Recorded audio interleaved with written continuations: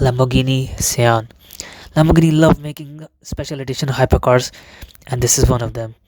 So after the Centenario and the Veneno, this is what they've come up with. Now this particular Sian is also a little extra special. You see, it's made of complete exposed carbon fiber. Each and every line, each and every zigzag that you see, it's all been made, and this is a very hard process.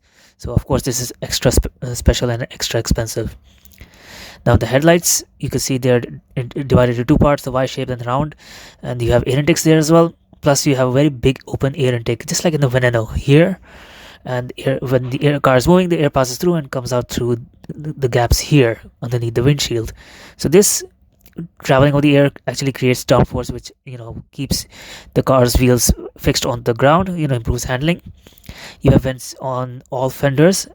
These are to let the air out when the front and the rear wheels are moving.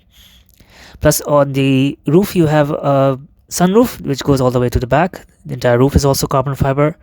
Then you have a very sleek door mirror, and you have the number 63 here. So this is special, and I'll tell you why in a minute. This is the wheel. I love the design. It's beautiful. The colors are also nice. It's light goldenish yellow.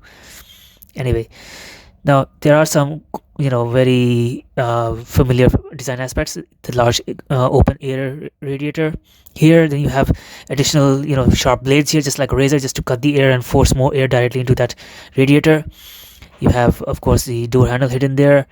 And if you come and see here, just like in the Centenario, you have air intakes just next to the window. So yes, there are a lot of common design elements that you can find in other cars, and of course the Aventador. Plus here you have the vents for the rear wheels to let the air out when they're spinning. You have an air intake there as well to feed air directly to the engine.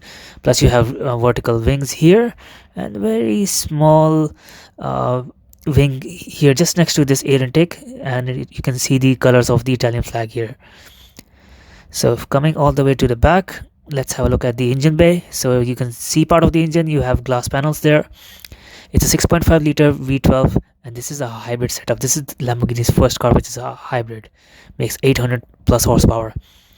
Now it has these four small vents here, so they're connected to a spring. So when the engine becomes really hot, the heat makes the spring expand and opens up the vents for better air circulation. And this is not an electrical setup. This is just based on the material's expansion of heat due to heat. So this is the rear part of the car. This is my favorite part, and wow, look at it. So you have vertical wings on either side. You have carbon fiber taillights, and they're designed to look like they're floating in the car, like they're not connected to anything. Plus the rear wing is also massive, and I like that it's not completely straight. It's a little tilted, just like the design of the car. So you have hexagonal designs here, and you have a hexagonal grill there. You have the hexagonal exit part of the exhaust pipes, diffuser, and I like this light green accent that you have here underneath the wing. And each and every part of the car's exterior has a little bit of green on it, and that kind of matches with the exterior color. So how many Sians are there in the world? 63 coupes and 19 roadsters. Why? Lamborghini was founded in 1963, so that's how they divided the two numbers of the year.